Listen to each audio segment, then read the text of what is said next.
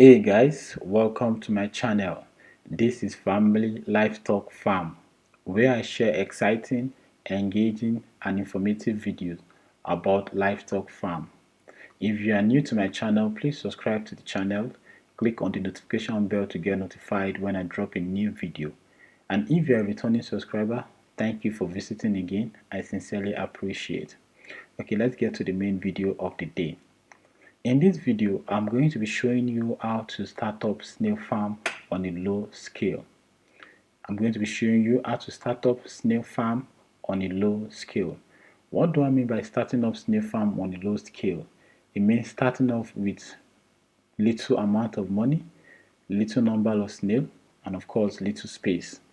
So when I say little number of snails, it could be from 10, 20, 30, 35. So in this case, I have 35 pieces of snails here, including point of lay and non-point of lay put together. So the method I'm going to show you on how to start up this particular snail farm is the tire method, rearing your snails in a tire. Now, a lot of people know that you rear snails in tires, but they don't know why people rear snails in tires. Now, the main reason why people want to rear snail in tire is because of space. Now, rearing snails in tire manages space for you. If you do not have too much space to rear snails, it's advisable that you use a tire because a tire can be placed in any corner of the house, without obstructing anything, without consuming space, and then you rear your snail in peace. And then also, if you're going to rear your snail in a tire, it's advisable not to rear too much because in as much as snails really don't need much space as that, but you still want to be cautious of the number of snails you have in a particular place. Now, first of all, you have to go get your tire. When you get a tire, you get a loamy soil. So now there are classes of soil. I've seen videos where people talk about how to rear snails in tires, but they omit some important and vital informations. So those vital information that people often don't mention in their videos on how to rear snails are what I'm going to be pointing out in this particular video. Okay, so first of all, we understand that there are types of soil. We have the sandy soil, we have the clay soil, we have the loamy soil. Sandy soil are the greenish kind of soil. They look like, they are sandy. They look like tiny, tiny stones, crunchy like beach sand. Those are sandy soil. Then we have the clay soil. Clay soils are red soils used for molding and all that. And then we have the loamy soil, that is the dark soil, which is advisable for farmers to use to plant their crops. So that kind of soil is the most advisable soil for you to use. Why? Because those are soil that contain so much nutrients than any of these other soils that I've mentioned. So that's the kind of soil you want to use. And then you can find this soil almost anywhere. Wherever you see grasses grow, you can be sure that you can find loamy soil on that ground, because grasses actually will not want to grow where the soil is not fertile enough. So you get the tire. Once you get the tire, you get the loamy soil.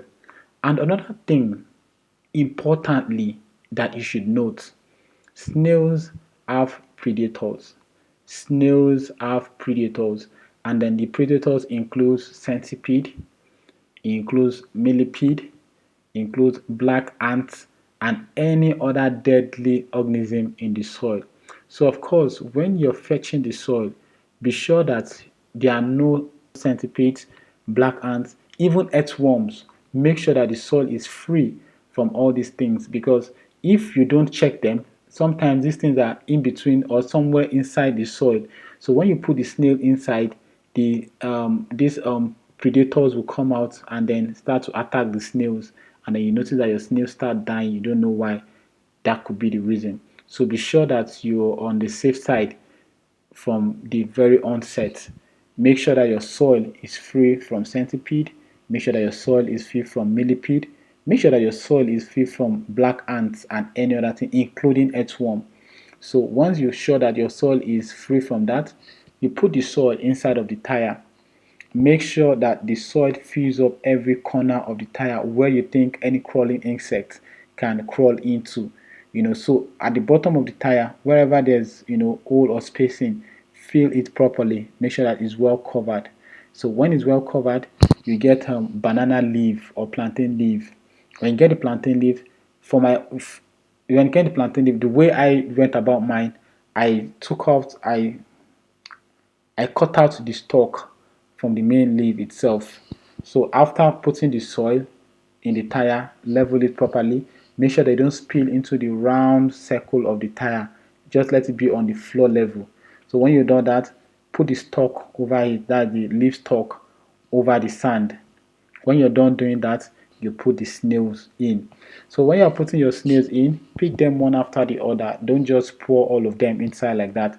Pick them one after the other. Be sure that they are alive and healthy as you drop them inside. So when you drop the snails all inside of the tire, take more leaves and put on top of the snails. So when you take more leaf and put on top of the snails, then you can then put their food on top. So now when the snails want to eat, they will come out to the top, to find their food. Now this is how to set up the tire pen. Let me call it that way, tire pen. Let's take it again. You get a tire, a clean tire of course, put it in the position where you want it to be, fill it up with sand, loamy sand to be precise. Fill it up with loamy sand. Be sure that it's clean and free from centipede, millipede, black ants, earthworms, or any other organism inside of it. Fill it up with the sand. Put the leaf stalk on top of the sand. Put the leaf on top of the leaf stalk. Put your snail inside. Then put your leaf over the snail. Then you can now put the food you have for it. So most times the common food around here is water leaf. That's the common food around, but I advise that you give your snails at least watermelon, cucumber, lettuce, and all of that at least 3 times in a week.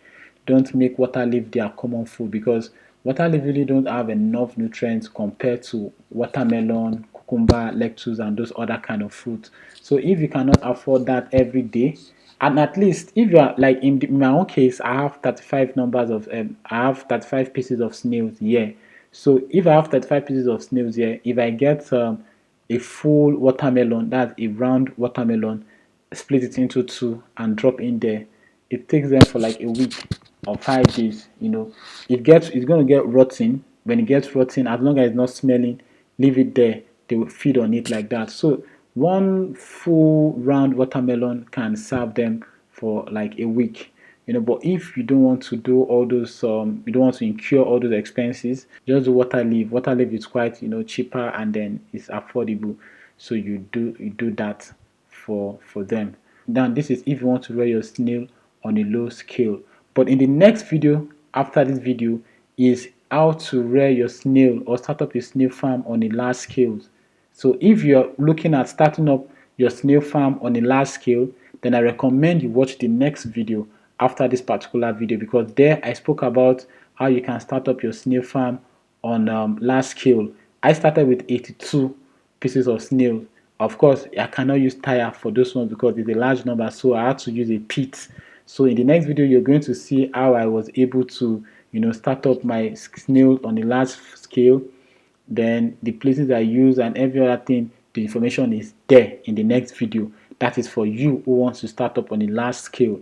But if you want to start up on a low scale like this, using tire is the right method for you to follow.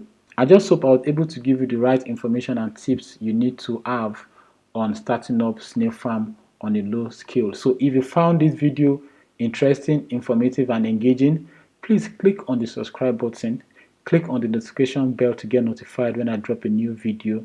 Thank you for watching this far, and I'll see you in my next video. Bye bye.